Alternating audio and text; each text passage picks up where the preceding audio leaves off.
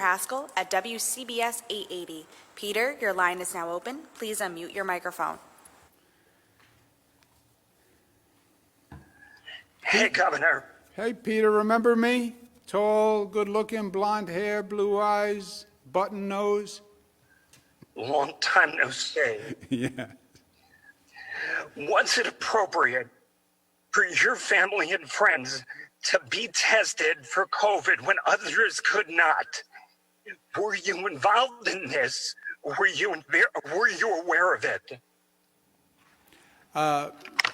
Peter, the Assembly is looking at testing issue, and I don't want to get ahead of them. But I was not involved in the testing program to that intimate level. People who I would meet with and I would be in exposure with, I was aware they were being tested. So if you came to see me in my office, you would be tested. And that applied with my family also. But the Assembly is doing a review on that, and I would let them do it. Let's take one more, operator. Governor, your next question comes from Shannon Young from Politico. Shannon, your line is now open. Please unmute your microphone. Hi, Governor. Just wanted to note that the scene today looks a lot different than we've seen in budget years past. Typically, the legislative leaders join you for this. Is there a reason why they're not there via Zoom today? And a second question, do you feel that all the scandals surrounding you right now have hurt your ability to negotiate a budget in terms of being able to get the things that you typically want? The reason we're not doing a joint presentation like we have done in the past is because of COVID. As I said, the Speaker had COVID. I don't know where he is now on testing, but God bless him that with COVID, he went through this entire process, and he did not skip a beat. But obviously, there have not been in-person meetings, but that is all because of COVID.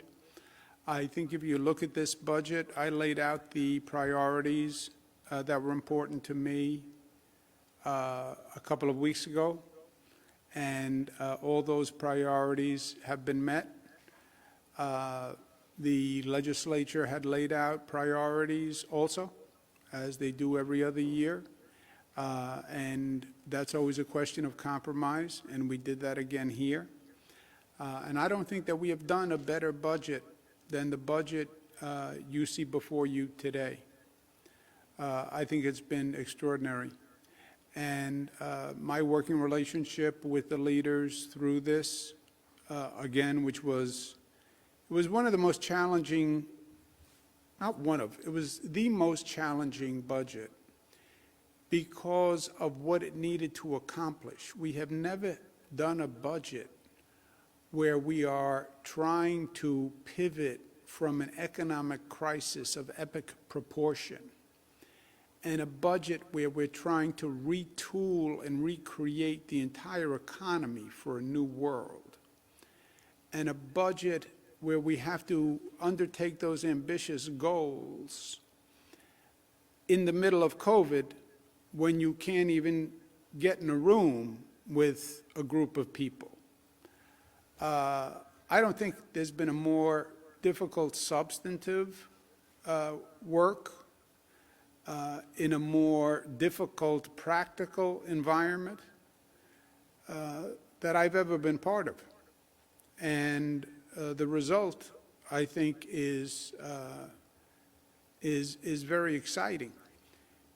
Remember what we're trying to do.